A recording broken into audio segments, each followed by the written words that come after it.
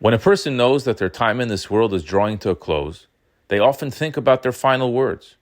What do you say in these sacred moments? Thank you for everything. I love you. You've made my life so meaningful. Never forget how special you are. Stay strong, keep going, I believe in you. These are some of the kind things that we imagine saying, words of love, gratitude, encouragement. But in this week's Parsha, we see something different, something much deeper. Yaakov Avinu, Jacob, our forefather, is on his deathbed. He gathers his 12 sons, the 12 Shvatim, the future 12 tribes of Israel, all around him.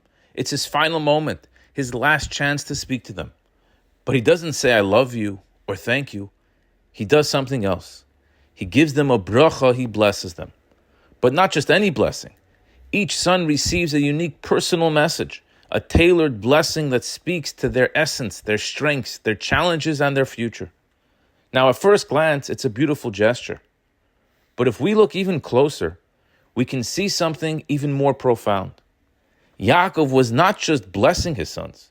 He was giving them a roadmap, a guide for life. Words that would shape their identity, their mission, and their legacy. He was planting seeds of purpose that would grow for generations to come. Let's zoom in on one of these blessings. The blessing that Yaakov gave to his son Dan. And we'll focus on one short verse, but it's a powerful verse.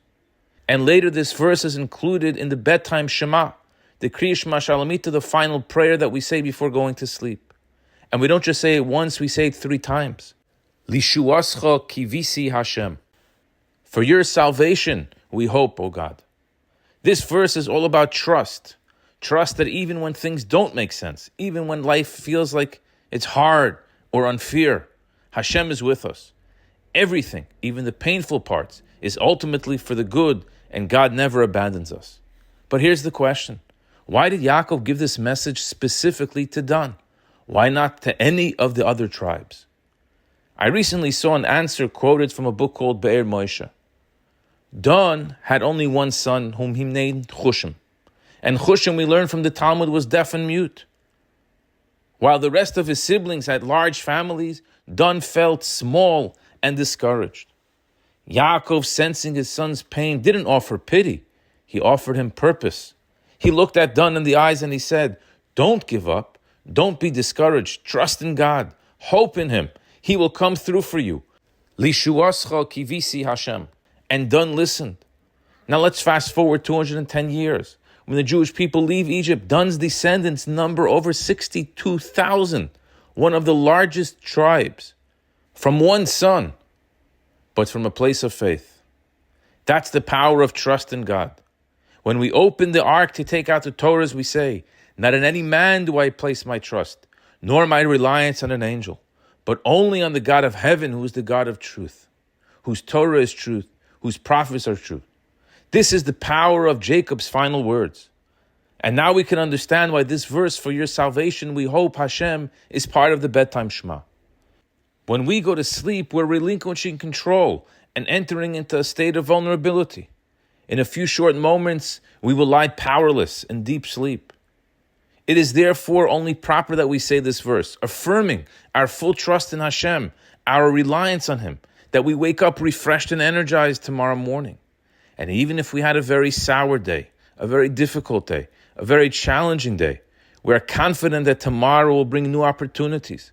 And just as Dan started off with just one son, and over time that turned into over 60,000, so too with time, trust, and hope, our seeming misfortunes will turn into great blessings. What better way for a father to leave this world than to impart this to his son? This knowledge, this tip that he will need to navigate a most fulfilling and purposeful life. What better legacy can a parent leave than words that guide their children through life's up and downs? Not just love, but wisdom. Not just comfort, but courage. Not just goodbye, but a blessing that lives on. May we all find the strength to trust, to hope, and to grow, no matter where we're starting from. Let's take this message to heart and strengthen ourselves in this area. Chazak, chazak, v'nischazek. I wish you a good Shabbos.